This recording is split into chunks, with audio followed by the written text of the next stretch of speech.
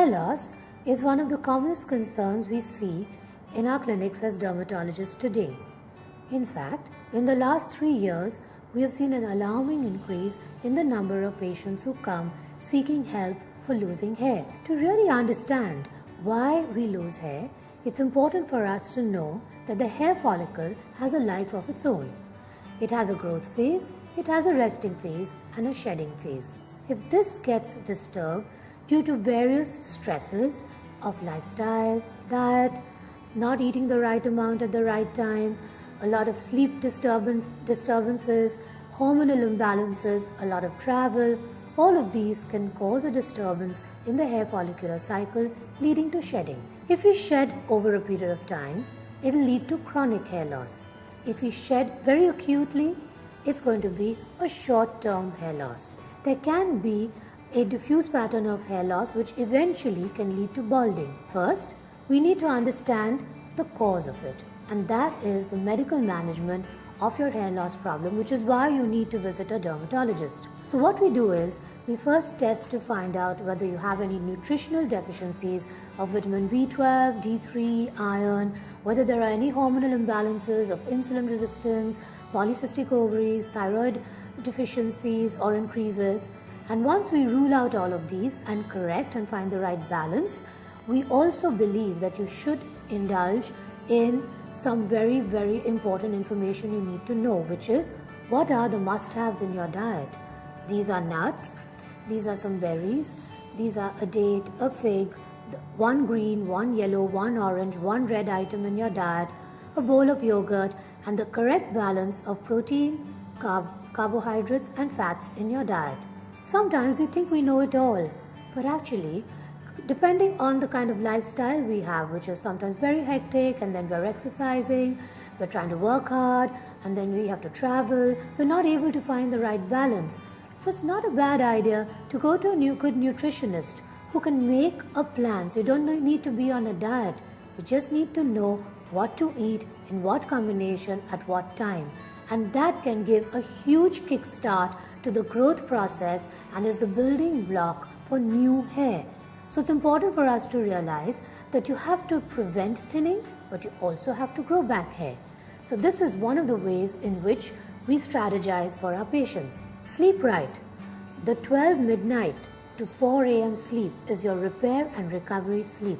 Please don't miss on it, because it will help you to have a better day the next day. Exercise. It's important for those who have polycystic ovaries and hormonal imbalances in thyroid to stay on a lower glycemic index diet and indulge in more cardiovascular activity. Power yoga, Zumba, walks, all of these are great for you. For those who don't have any problems, they should still be exercising 3 to 4 times a week, any form of exercise that makes them feel happy and gives them a good workout. The next thing we need to do is we need to know what are the do's and don'ts, which are so important for us. So what shouldn't we do? We shouldn't wash our hair with very hot water. Don't rub and scrub. All of us Indians love to oil our hair. Oil is not a bad thing. It's good to lubricate. It gives some shine, it gives luster. However, if we over oil, over apply it, and then try to over shampoo it off with really hot hair, all we're doing is losing more hair which are already weak and also breaking it more. So use a tablespoon or two, gently apply it into your scalp, put a hot steaming towel for just a short time, 15-10 minutes, and after that, just gently wash your hair off with a detergent-free shampoo. This will be a good remedy for dry hair as well. Another thing you need to do is avoid heavy treatments at a salon like the spas and the massages, at least till your hair stops shedding. Nowadays it's very fashionable and it's not a bad idea for textural improvement of the hair to do cysteine complex, keratin treatments, and these help to give you a more groomed look. But when you're actively shedding, that's not such a great idea.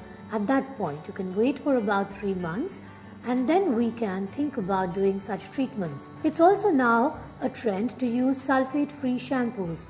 These are great products because they're detergent-free.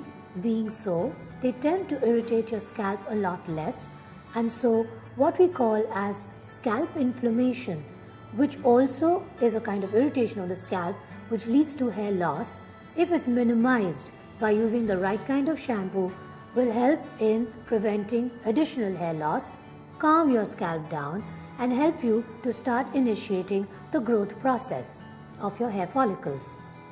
So how do we go to growing new hair? 1. Find out the cause. Is it nutritional? Is it medical? Is it hormonal? And correct it.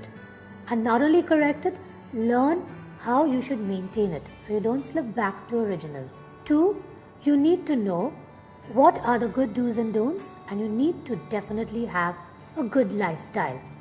Everything in moderation and with a sense of discipline will take you very far. You need to have a good hair vitamin, and you also need to have sometimes a lotion or an application to help to maintain the health of your hair, because our hair is under a lot of stress as we appreciate today. Lastly, if you have a problem, don't waste too much time. Go seek help, correct it so that you can restore your hair cycle back to normal as soon as you can. And I'm sure that if you follow this plan, you will always have healthy, lustrous hair for a lifetime.